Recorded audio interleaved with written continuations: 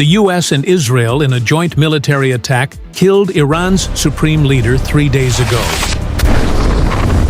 Then, Iran fired back, not just at them, but at half a dozen countries that didn't ask to be involved. Now, over 300,000 British citizens, alongside millions of citizens of other nationalities, are stranded in the Gulf. Oil is heading toward $100 a barrel. 180 schoolgirls are dead in a town most people can't find on a map. The aggressors have also targeted a school in the city of Mina, Hormuz province, killing more than 100 children.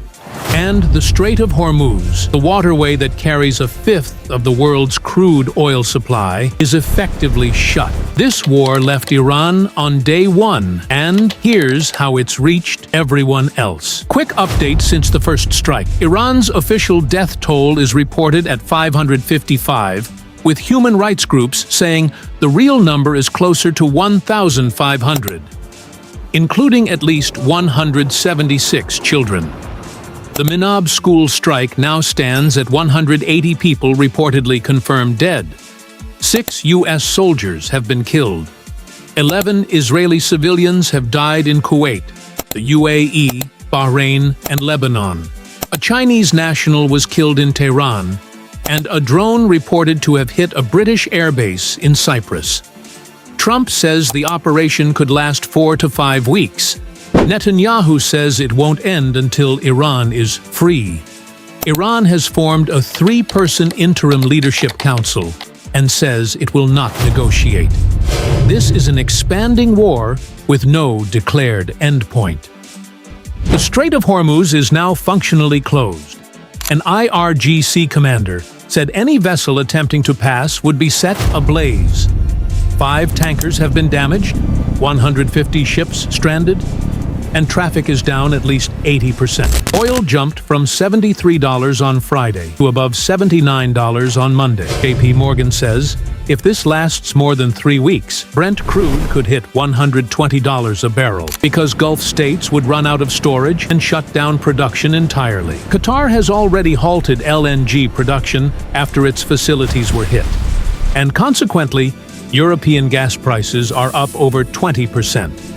Over 11,000 flights have been cancelled as Dubai, Abu Dhabi, and Doha airports, 3 of the world's biggest airline transit hubs, were shut for days.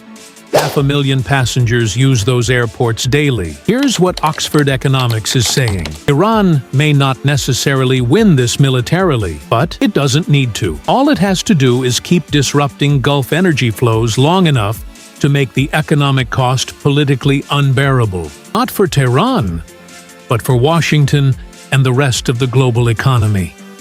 The U.S. government has told its citizens to evacuate the 15 Gulf countries immediately. What about everyone else? Britain has 300,000 nationals in the Gulf. Only a third have registered with embassies. Germany has 30,000 tourists, stranded with no military evacuation possible because of airspace closures. Over 58,000 Indonesian pilgrims are stuck in Saudi Arabia observing Ramadan, with hundreds of thousands of several other nationals reportedly stuck too. The Philippines has banned new worker deployments to 5 Gulf countries. Czech Republic is sending planes to 3 different nations to retrieve 6,700 of its citizens. Inside Iran, foreign nationals are fleeing overland. Azerbaijan opened its border and hundreds, Russians, Pakistanis, others, have crossed on foot. These governments had nothing to do with this decision. Their citizens had no say, but they're the ones paying for it. Under the UN Charter, there are 2 ways a country can legally use military force: self-defense against an armed attack, or authorization from the UN Security Council. Neither happened here. Iran hadn't attacked the US or Israel, and even the Pentagon's own briefers told Congress that Iran wasn't planning to strike unless struck first. Hours before the bombs fell, the Omani mediator called the ongoing negotiations a breakthrough. The former chief of international law at U.S. Central Command called it a violation of both international law and the U.S. Constitution. Chatham House said the U.S. is making the use of force the new normal. Multiple legal scholars have called it a crime of aggression. But Iran's retaliation is also illegal. Firing missiles at Kuwait, Bahrain, Qatar, and Saudi Arabia, countries that didn't attack Iran, isn't self-defense. The African Union and the Arab League have both condemned it, and the UN's Guterres has condemned both sides. France called an emergency session.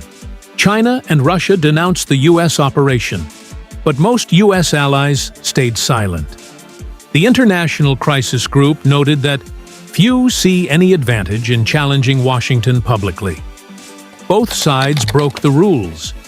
Only one side has veto power at the UN Security Council. So, was this worth it? The US and Israel say they're preventing a nuclear Iran, dismantling its proxy network, and liberating its people. Those are serious goals. Iran's government killed thousands of its own citizens. Meticulously putting together evidence has now confirmed the killing of over 6,000 people. And its nuclear program was a real global threat. But diplomacy was ongoing when the strikes began. The human cost is already enormous. And the track record of externally imposed regime change, Iraq, Libya, is not democracy. It's chaos. Iran's supreme leader is dead. Its military leadership is decimated, but nobody knows what comes next. The Assembly of Experts will choose a successor, but many of the candidates may already be dead. Netanyahu says this leads to freedom, but history suggests it leads to a power vacuum. The Iranian people will live with whatever comes next. The families of the dead children in Minab will live with it, the stranded workers in Dubai will live with it, and the families of the 6 killed American soldiers will live with it. But the people who made this decision will not. Redline is going to keep tracking this. Facts, figures, legal arguments, human cost, without picking a side. If you think this war was necessary, tell me why. If you think it's illegal and reckless, tell me that too. Both arguments have weight and both deserve to be heard. This is Redline. Subscribe to see our new videos every Monday and Thursday.